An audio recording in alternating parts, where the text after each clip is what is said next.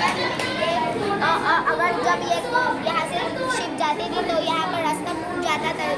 बाज़ वक्त ऐसा होता है एक्सीडेंट के वक्त जानी व माली नुकसान हो जाता था, जिसकी वजह से लेकिन अब ये ब्रिज बनने के बाद कश्तियों गाड़ियों को या एक जगह से दूसरी जगह जाने में बड़ी आसानी होने लगी है।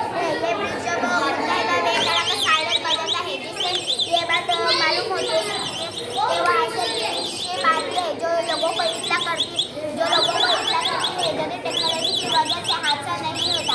और यही टेक्नोलॉजी अब अमेरिका और फ्रांस की इसकी तैयारियों शुरू सिलसिला चालू है। जो टेक्नोलॉजी के लिहाज से लंदन और अमेरिका सबसे आगे है। एसिड की लिक्विड की वजह से ये बराबर खुलता और